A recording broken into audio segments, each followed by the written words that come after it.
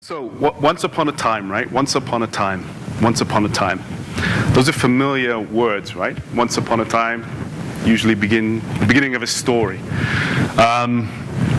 So I wanted to sort of, well, you know, when people are telling you stories, you got to kind of, there are twists and there are turns. And I'm hoping that as an audience, you'll be able to walk this path with me through all of the twists and the turns that I will take. So, yeah. I came across a book recently by a rabbi. His name was Rabbi Harold Kushner. The book was called Why Bad Things Happen to Good People. I don't know if people are familiar with it or not. The story basically is about Harold Kushner, his son, when he was very young, was diagnosed with this degenerative disease. And it basically caused his son Aaron to age prematurely. So Aaron ended up dying at 14. So it's really quite a sad thing to happen to Rabbi Kushner. And well, when I got this book and I opened the cover, and there was a quote in the cover, and I sort of anticipated, oh well, the quote's got to come from the book of Job, probably. I don't know, people familiar with the book of Job or for Christians, I guess it's the Old Testament and the Tanakh, I think it is for if you're Jewish. But basically, it's the story of a guy who is righteous, and he does all of these, he's a very righteous guy, and he's blessed by God because of it. He has lots of resources and children, and a wife who loves him, and he's a really righteous kind of guy. So Satan and God are in this discussion, and Satan's like, the only reason he's as righteous as he is because of all of the blessings that you bestow upon him. And God was like, well, I disagree with that. And Satan's like, yeah, I'll bet you any money if you took all that stuff away, if you took that stuff away, he wouldn't be as good, and he wouldn't, he'd probably curse you, right? And God said, okay, well, you can take away all of his resources and all that kind of stuff, but you just can't kill him. All right? So, God rolls the dice, and Job loses all of his properties, his children die, and he doesn't end up cursing God, by the way. People probably know the story. He doesn't curse God, but when I got Rabbi Kushner's book, and I was reading the cover and the back and so on and so forth, I thought the quote would come from the book of Job, but it didn't come from the book of Job. Right? Because, you think with a title like When Bad Things Happen to Good People, and Job was a good guy and a bad thing happened to him, so on and so forth. You get the picture. But basically, the quote in Job's book, the quote in Harold Kushner's book, you're following me, that's good, you laughed, that's a good sign. So the quote was from David, King David, right? And I don't know if people know this. There's so many stories, wonderful stories about David, but he was a king. He was the king of Judah and Israel, and great king of Israel. But one sunny afternoon, David decided that he was going to walk on the roof of his palace. And as he's walking on the roof of this palace, he sees this beautiful woman. She didn't see me looking at her, but that's okay. He sees this beautiful woman, and she's taking a bath, right? And David, well, being the guy that David was, typical male, I guess, he began to lust after this woman. So he said to himself, oh, wow, he desired her. Basically got one of his servants to go get her. They made love. David realized he'd done something, well, didn't realize he did something bad. Actually, no. He decided that he wanted this woman. So he arranged it so the officer, who was the woman's wife, her name was Bathsheba, he arranged it so he would be killed in the line of duty. So he put him right in the front line and got him killed, and then married this woman, Bathsheba. And they had a child. And God, as you can imagine, God wasn't pleased with David, right? So God, he wasn't pleased. So David ends up anyway kind of, I think, who was it? One of God's prophets came to David and said, you did a very, very bad thing. David repented. But God punished David by taking his son. His son died. Now, when his son was sick, David was very sad and forlorn, and he wouldn't eat, he wouldn't wash, it was just really a bad scene. And the people around him said, David's going to end up, if this boy dies, David's probably going to die along with him.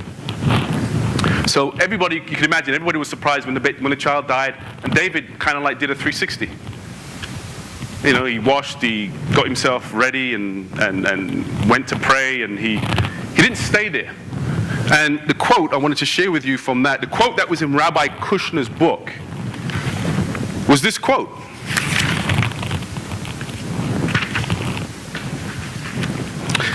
Yes, David answered, I fast and I weep while he was still alive. I thought that the Lord might be merciful to me and not let the child die. But now that he is dead, why should I fast? Could I bring the child back to life? I will someday go where he is, but he can never come back to me. That was the quote that Rabbi Kushner chose in his book. And I was like saying to myself, well, why didn't he choose the Job one? But anyway, it was interesting to me. And I said to myself, well, why did he choose this quote? Well, as I read his book, he explained it best, I guess, and I might as well just use his quote.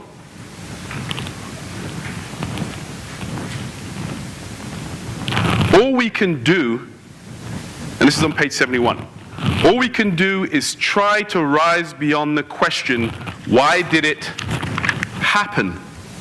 And begin to ask the question, what do I do now that it has happened? So yeah, how we react when bad things happen to us, that's where the power lies. Now, I don't know about you guys, but I'm imagining most of us have had sad or traumatic things happen to us. And if you haven't, chances are at some point in your life you may experience that. I experienced that when I was probably you guys' and ladies' age. I was probably, I think, maybe about 15 or 16. And I had a very poor self-image of myself. Very poor. Even self-loathing.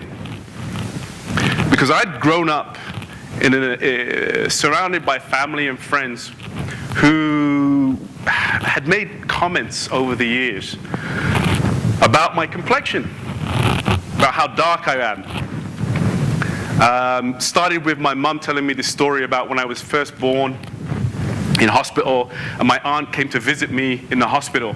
And you can imagine little Sobaz lying in the crib, and then there's my mum beside her. So my aunt's like,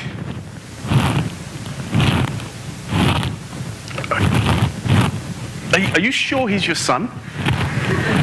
Because he's so black. So I was much darker than my mother, much darker than my dad. So, there was this kind of question. And my mom used to tell me that story when I was a kid.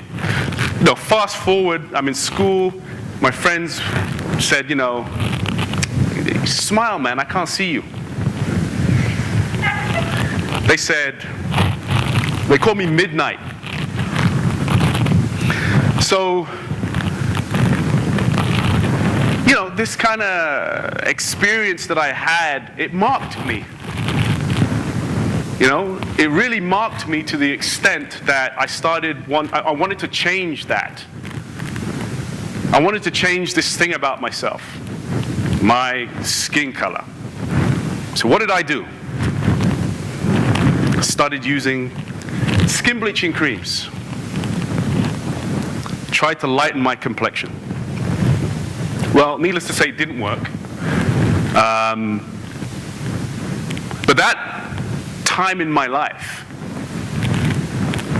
was a very hard one and a difficult one for me. So, about 10 or 15 years later, about 1997, I started film school at York University. And I was a bit older than the other students there. A lot of those students were like 18, 19. I was probably in my... I won't tell you how old I was. But I was older than a lot of those students. My son, actually, I started film school in 97, and I graduated in 2001. So in that time, my son was born, and I started to kind of think about this experience that happened to me, this bad thing that happened to a good person. And I started to kind of I began wanting to deal with it. You know what I mean? I wanted to kind of make sense of this thing. What did that happen? Why was that all about? So, video diary. Let's take a look at what... Before we take a look, I'll just tell you, I started to kind of think about this experience. And like I said, the other students were a lot younger. I mean, they were focused on like Spider-Man movies and car chases and exploding sinks. And there's nothing wrong with those things. But I think my focus was a little bit different. And I started to kind of thinking about and starting to want to kind of tell a story about something that had happened to me. And that's what you're going to see right now. This is moments, and you can press play, please, sir. And this was in 1997, it's in Toronto. So I started to keep a video diary. This is on the subway in Toronto. On my way home from work on the TTC, Toronto Transit Commission.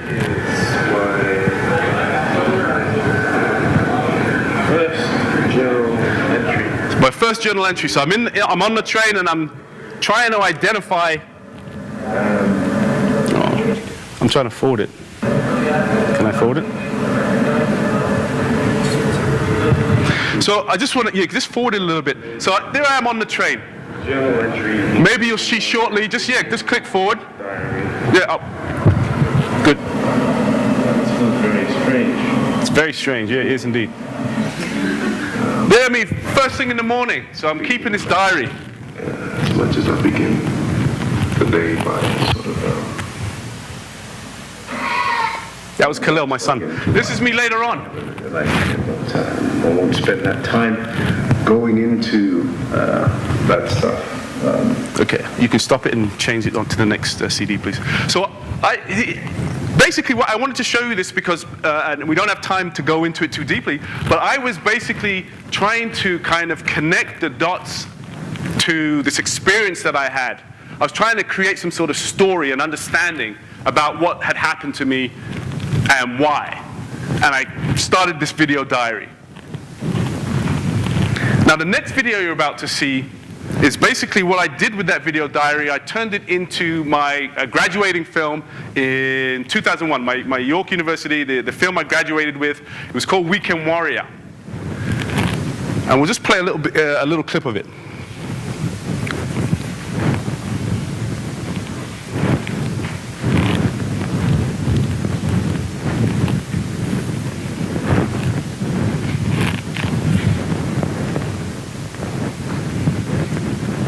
I didn't understand why I was feeling that way. I didn't know. I mean, I knew obviously that, you know, that a lot of people view me as black.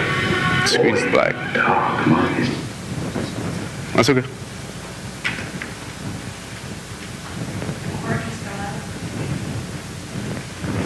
So, while we're dealing with the video, we'll let that, you'll get it on. But basically, I think in all of our lives, we have these moments that happen to us. These moments of where bad things happen to us, maybe. I don't know, my issue was my complexion, my self-esteem. For other people, it may be issues of, I don't know, body image. Maybe other issues.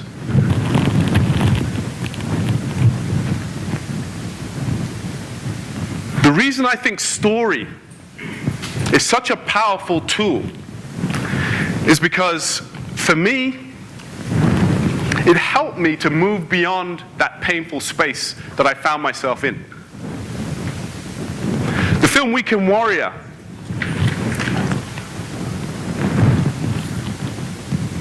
I think was a summation. It was what I managed to do with that film was to kind of take the moments that were really kind of unconnected. Because if you think about a negative experience that has happened to you, if you think about that, very often it's just sort of like a moment. My father died. It's a moment. My parents got divorced. A moment. I used skin bleaching cream. Another moment. And they exist within us in a really sort of unconnected way. What story did for me, what filmmaking did for me, was it enabled me to connect those moments, those experiences, in a way that made sense for me in terms of story. Weekend Warrior was the seed to a larger film I did with the National Film Board called Race is a Four-Letter Word.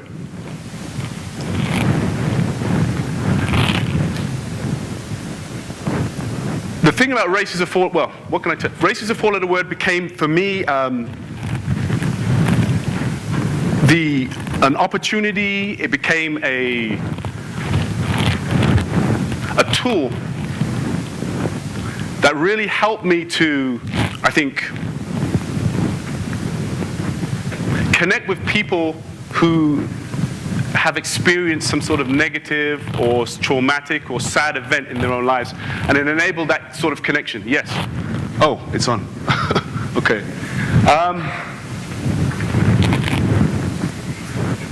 This is a little bit from Weekend Warrior. I feel that, something was wrong with me. And this goes right into, this is Race is a Four-Letter Word now.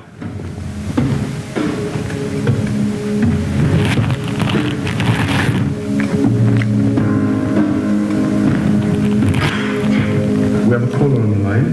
Hi. This is how the film opens. I'm Jamaican Indian. My mother is Jamaican too, and Chinese. Yeah. So I would say to you, what am I?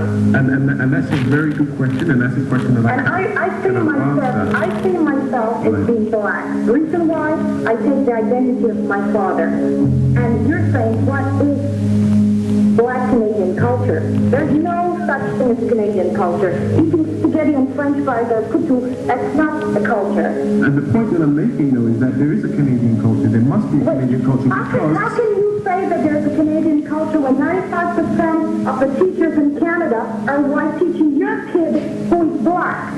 I'm not... Are you black? Are you black? Am I black? Yeah. What do you think? Do I sound black? Well, you're fish, I agree. But you, to me, you're more like a mixed person. I'm a mixed person of color. Mixed person. Not white, but maybe you're mixed. I'm a black. Visually, I'm black. Very dark. Well, maybe mentally you're not. Okay, can we cut it there? Yeah, so that type of experience, all right, and this is the film that grew out of the diaries, that grew out of Weekend Warrior, that grew into this National Film Board film. Why do I share this with you really briefly? I'll just wrap it up. It's not because, wow, you can tell your stories and become a rich and famous film director. I'm a film director and I'm very proud of that fact, but rich and famous, I'm not. So the reason I share it with you is because what the gift of story for me has been the opportunity to experience a peace and a self-acceptance that runs so deeply within me. And I just wanted to share that with everybody. Thank you.